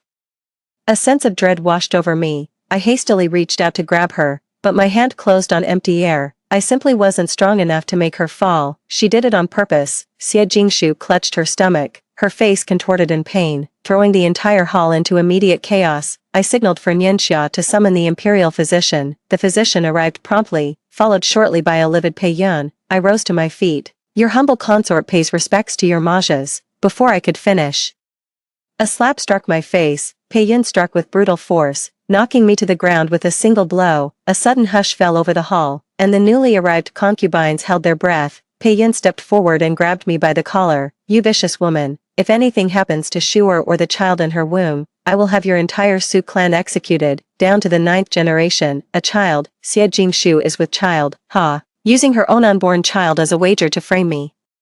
She truly has the gall to go that far. I met Pei Yun's furious gaze and spoke, each word deliberate and slow. I did not harm her. I had no idea the imperial consort was with child, and I certainly did not push her. Everyone present can bear witness. She fell on her own. Pei Yun's gaze swept over the crowd, yet not a single soul spoke up to vouch for my innocence. He then turned to me. What more do you have to say for yourself? Empress, I argued my case with conviction. I simply did not do it. She's just a country bumpkin, not worth my time or attention. Smack, another slap, the second one, delivered just as mercilessly. Still won't admit you're wrong. The blows left my head spinning and my body growing numb. He doesn't believe me. Having been by his side for 10 years, I have always held the petty schemes and intrigues of the inner court in the utmost contempt. How could I possibly stoop to such a vile act, Your Majesty? I have walked this path by your side for a full decade. Your Majesty knows perfectly well that I am incapable of, and would never deign to, engage in such a thing. If Your Majesty insists on pinning this crime on me today, then I would rather you grant me a swift death with a cup of poisoned wine. Pei Yun roared. Am I not even allowed to reprimand you? Must you always resort to such dramatics of life and death? Who exactly are you trying to threaten, Sherwan? With your rebellious and defiant nature, you possess not a shred of the grace, gentleness, and obedience that Shu'er embodies, and now you dare to plot against my heir. I deeply regret ever making you my empress. Are you even worthy of the title? So, in his heart, I am truly this despicable. I met Pei Yun's gaze, all warmth gone from my eyes. Was it not Your Majesty who begged me to take this throne? Pei Yun, have you forgotten that autumn hunt outside the capital all those years ago?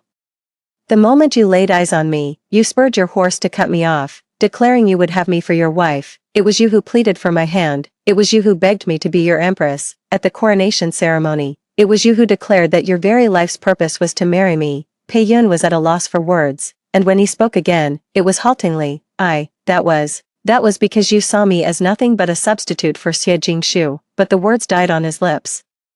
A profound silence fell over the hall, so deep you could hear a pin drop. The newly arrived imperial consorts had all turned deathly pale. A confrontation between the emperor and empress was a sight they would likely only witness once in their entire lives. I poured out all the resentment and grievances I had bottled up for months.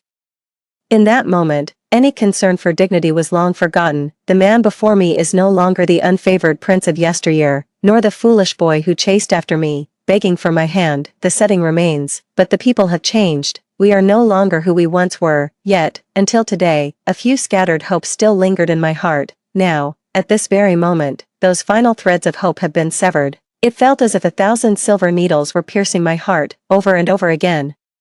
Give a dog a bad name and hang him, since he's already convinced I'm the one who harmed him. Whether I did it or not makes no difference. Scalding tears fell one by one, blurring my vision until I could no longer make out Pei Yun's expression. As if remembering something, he froze completely, his body rigid. After a long moment, he shuffled half a step forward, his words caught in his throat as he seemed to want to help me up. But then Xie Jingshu let out a mournful wail. Immediately, he had no more thought for me and hurried toward the inner chamber. Nianxia, her eyes red and swollen, drew near. With a heart full of pity, she used a handkerchief to wipe the tears from my cheeks, then carefully helped me to my feet. I patted her hand reassuringly. In this vast imperial harem, she was the only one who truly cared for me. Xie Jingshu is fine, she just had a scare that disturbed the pregnancy, combined with her constant anxiety and fear.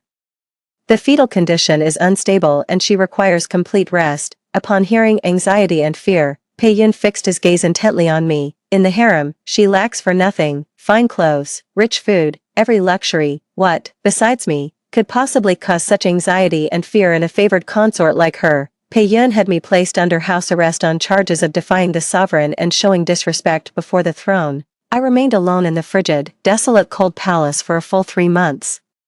The empress of a nation, confined to the cold palace. What a colossal joke. My father, in alliance with the censorate, submitted a memorial of impeachment. This, however, provoked Pei Yun's fury, leading to my father and a host of officials being imprisoned for 3 months. For the past 3 months, the consequences of straying from the main plot have grown increasingly frequent. At its worst, my mind was the only part of me that remained clear.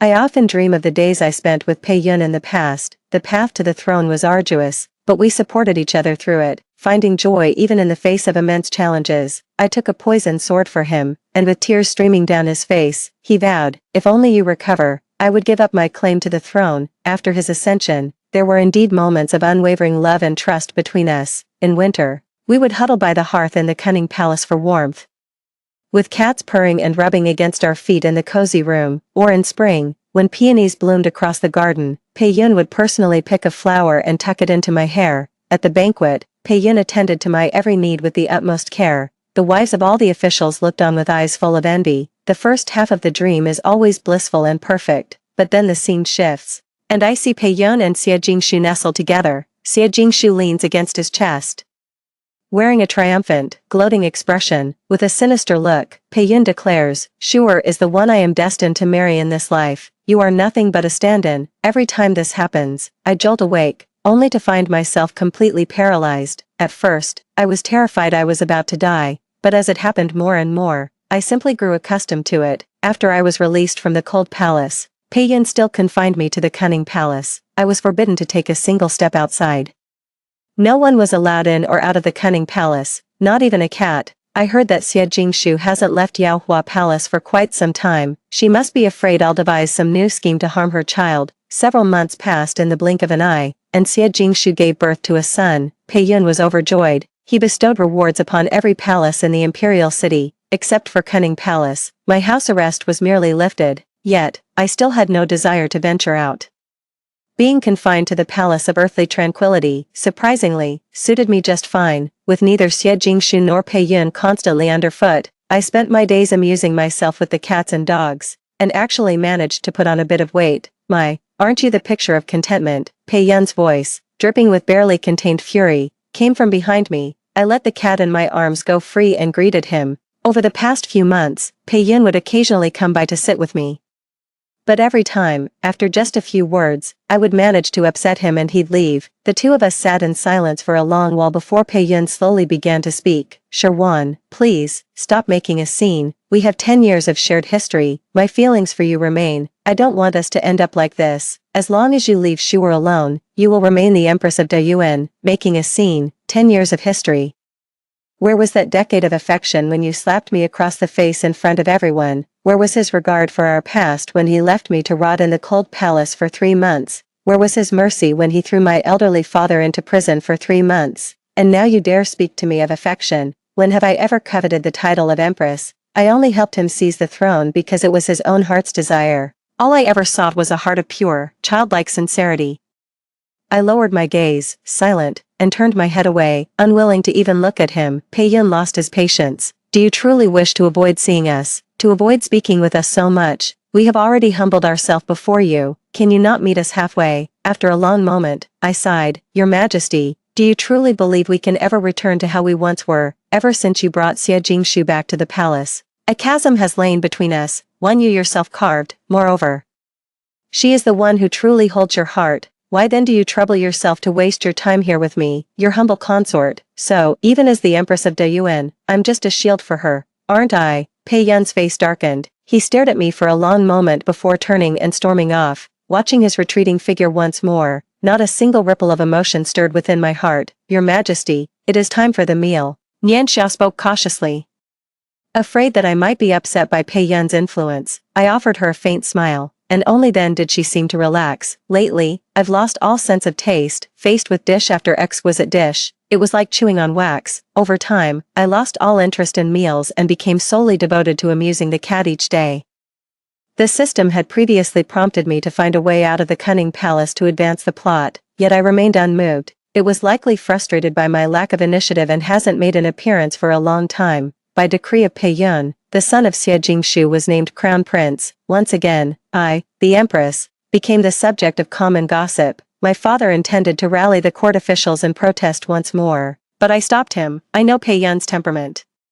On a matter of such national importance as the succession, he would not have let word slip early unless his mind was firmly made up. System, sabotage the Crown Prince's investiture ceremony to reverse the termination protocol. Failure to seize this opportunity will result in immediate termination. Am I to be erased so soon? I haven't even secured a future for Nianxia yet. After a moment's thought, I immediately took up my pen to write a letter to my father. It pains me to think of him already past his prime, having to bury his own child. With that in mind, I added a few more lines, assuring him I was safe and well, and that he should not worry. As I wrote, a single tear fell onto the paper, smudging the ink. Oh, for heaven's sake! I glanced around and, seeing Nianxia was not there, finally relaxed. Now I have to start all over again, following the formal ceremony to install the crown prince.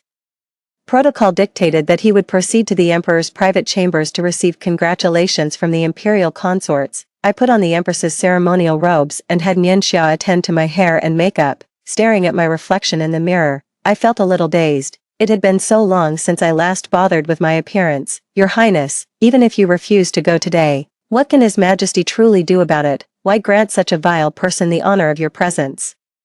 All the way there, Nianxia grumbled indignantly on my behalf, her complaints flowing without pause. The Hall of Morning Sun was just ahead. I patted her hand, a silent reminder to watch her words. When I'm not here in the future, you absolutely must not speak so recklessly. As I entered the hall, a hush fell over everyone present. A flicker of admiration passed through Pei-yun's eyes, while Xie Jingshu, standing beside him, shot me a look laced with pure venom. But soon, his expression shifted back to that of a victor. Pei-yun composed himself, cleared his throat, and began, for Her Majesty the Empress to come in person today. It must be. His words died in his throat as he caught sight of the object in my hand. Not giving him a moment to react, I bowed deeply in reverence, holding the phoenix seal aloft with both hands. The hall fell into a dead silence. Xie Jingshu's eyes gleamed with avarice as she fixed her gaze upon the phoenix seal, the ultimate symbol of authority in the inner palace, yearning to claim it for herself that very instant. Pei-yun's face instantly turned ashen. Does the Empress intend to abdicate and yield her position to a worthier candidate? I bowed my head respectfully, offering no reply. He suddenly reached out and knocked the phoenix seal to the floor. Su Shirwan, what is the meaning of this? Are you trying to blackmail your emperor? Xie Jingshu, standing nearby, hastily rushed to catch it, fearing it would shatter. Seeing that I still remained silent, Pei-yun grabbed my hand and pulled me towards the inner chamber, leaving the concubines in the main hall exchanging bewildered glances. Pei-yun flung me to the ground. Shirwan, what is the meaning of this? Are you defying me? Seeing me lying on the floor, he seemed to regret his actions somewhat and softened his tone, saying, the crown prince must be consort Xie's son. You should understand my position. I understand, I said, forcing the words out through the pain. Consort Shu comes from humble origins. Only by enshrining her son can we prevent her maternal relatives from seizing power. Then why would you? Why are you being so unreasonable? I chuckled softly. We have been deeply affectionate since our marriage, yet in 3 years, we have had no child. I know perfectly well why. Pei-yun, the truth is, you have always been on guard against me, against the Su family. Pei-yun, who thought he had kept this secret hidden for years, was visibly discomfited as I laid it bare without mercy. The Su family's influence is immense, and I am the empress of the central palace. The first son born after Pei-yun's ascension to the throne would never be mine. The day I ascended to the throne as empress, I understood that Pei-yun would never have me as his only woman. Since ancient times, emperors have kept harems of 3,000 beauties. Few were truly lost in sensual pleasures. It was always about balancing the power of the court. Pei-yun would be no exception. I had merely been deceiving myself, hoping that day would come later. I never imagined someone like Xie Jingshu would appear. Pei-yun's face stiffened for a moment before he quickly composed himself. Sherwan, I am not. I believe in the sincerity of your Su family. However, this concerns the very foundation of the state. I must deliberate carefully. Moreover, I have treated your father well.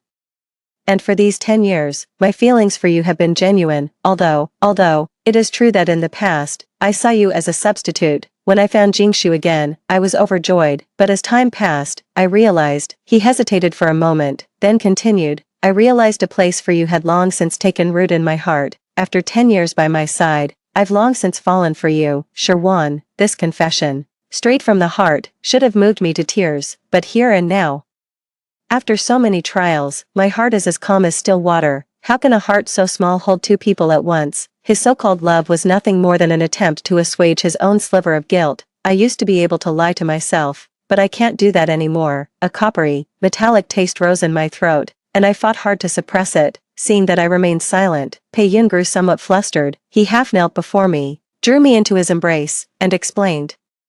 When I first brought Jingshu back to the palace, you would still quarrel with me. You have no idea how secretly pleased I was back then, but then you grew more and more indifferent, and I grew more and more furious. That's why I treated you that way and did so many things to hurt you, but it was never my intention. I only wanted you to care for me again. 3 years ago, I promised you that the position of empress would have no other candidate but you. That promise still stands today. Let's just pretend that today's events, and all that happened in the past, never occurred. Can we go back to how we were before? He understood that by surrendering the Phoenix Seal, I had lost all hope in him. In his desperation, he began making promises to me. If it displeases you, I shall not name an heir. I will have Xie Jingshu moved to the farthest wing of the palace, so you need never see her again. It was all my fault in the past, for being such a scoundrel and causing you so much pain. Won't you speak to me, please? It had been so long since he last held me like this. I used to love nestling in his embrace, where he always carried the scent of ink and old books. Now, I felt only revulsion. A cold, mocking smile curled at the corner of my lips unbidden. I've been thinking a lot these past few days, I said, pulling myself from his embrace. The greatest regret of my life was meeting you at the autumn hunt, and believing your honeyed words. Every moment of yesterday is already carved into my very bones and blood. Forget it, impossible. Pei-yun, it was you who ruined my life. If there is a next life, I pray I never lay eyes on you again, for all eternity. Pei-yun's face twisted in agony, as if he couldn't believe the words I had spoken. In an instant, his eyes welled up with tears. System, warning, plot corruption detected, character deletion imminent. A coppery, sweet-tasting blood gushed from my mouth. I clutched my chest in agony as the metallic scent of blood began to permeate the air. Seeing my mouth filled with blood, which continued to flow unabated, Pei-yun stared in shock, his eyes wide with disbelief. He seemed to shout something, but I could no longer make out the words. My vision began to blur. Just before I lost consciousness, I thought I heard Pei-yun's anguished cry, I will die right before your eyes, and you will live with the regret for the rest of your life. I saw myself lying pale on the bed, with Pei-yun keeping watch at my side. Yes, I've already been erased by the system. Right now, I'm nothing but a wisp of a soul. This heartless system is nothing if not efficient. It just went ahead and killed me, just like that. The imperial physician taking my corpse's pulse trembled as he spoke. Your Majesty, the consort, Her Majesty has no breath. A cold glint flashed as Pei-yun ended the physician with a single stroke of his blade, causing everyone in the hall to cry out in terror. Xie Jingshu steadied herself, then stepped forward and gently stroked Pei-yun's chest. Brother Yun, isn't it for the best that she's dead? Please, don't be angry. Her face then twisted into an expression of disgust. But of all the times to die, she had to choose our royal son's investiture ceremony. What dreadful timing. Having obtained the Phoenix Seal, Xie Jingshu already considered herself the mistress of the inner palace and could no longer conceal her venomous nature. Asterisk slap. Asterisk Pei Yun struck her across the face, leaving her standing there, utterly stunned. How dare you curse the mother of this nation? Do you have more than one head to lose? You are nothing but a country bumpkin? That I brought you to the palace and showered you with favor was a royal boon. Do you truly think I cannot see through your filthy schemes and dirty tricks? Pei Yun stepped forward and retrieved the empress's seal from her bosom. I have declared that De Yuan shall have but one empress. What is not yours, do not dare to covet. I watched it all unfold with a numb detachment, then silently observed as Pei Yun drove everyone from the hall. Pei Yun's eyes were bloodshot. A sight that was rather unsettling, and so he remained, sitting silently by the bedside for 2 full days, before finally stepping out through the gates of the Chaoyang Hall. Pei Yun mobilized the entire nation's resources to procure a crystal coffin from the western regions. Said to preserve the body from decay, he decreed 3 years of national mourning, imprisoned Xie Jingshu for life in the Yaohua Palace, and had the crown prince adopted into my lineage. He summoned my cousin into the palace, conferred upon her the title of imperial noble consort, and entrusted the crown prince to her care. In the blink of an eye, 3 years passed. Pei Yun's behavior grew increasingly deranged. He often took up residence at the imperial mausoleum and neglected all affairs of state. My father is gradually seizing control of the court, with clear intentions to force the emperor's abdication. Pei Yun was aware of it. Yet he turned a blind eye. Perhaps this was the compensation he intended for me. People never know how to cherish what they have while they're alive, only to engage in these futile gestures once it's gone. How true it is, affection that comes too late is cheaper than dirt. 3 more years passed. Pei Yun issued an edict abdicating the throne, the crown prince ascended, and the chancellor was appointed as regent. He then left the imperial palace for the royal mausoleum to guard my tomb. Before leaving the palace, he also had Xie Jingshu put to death, until her last breath. She cursed me for stealing her position as empress. I couldn't help but sigh inwardly. Was it worth it, to throw away one's entire life for something so fleeting and illusory? Just as I was lost in thought, a long unheard voice reached my ears. The system, stop watching. He will guard your tomb like this for the rest of his life, and in this lifetime, he will live a long and healthy life until the ripe old age of 98. Sometimes, living with guilt is the cruelest punishment in the world. Hearing the system's unusual tone, I couldn't help but feel curious. Did you make me see all of this? System, of course, you have no idea what I'm going to have to face for this. As if sensing my confusion, it added, oh, don't worry about it. I've managed to apply for a one-time restart for you, or I can send you directly to the next story arc. But this is your only chance. What's your choice? I glanced at Pei Yun, who was muttering to himself in front of the crystal coffin. In just 6 years, he had aged considerably, the vigor of his former self nowhere to be seen, laughing one moment and weeping the next before a corpse. He looked every bit the unkempt madman, without a shred of attachment left. He declared resolutely, send me to the next plot point. It was agreed, we would never meet again, not in this life or any other.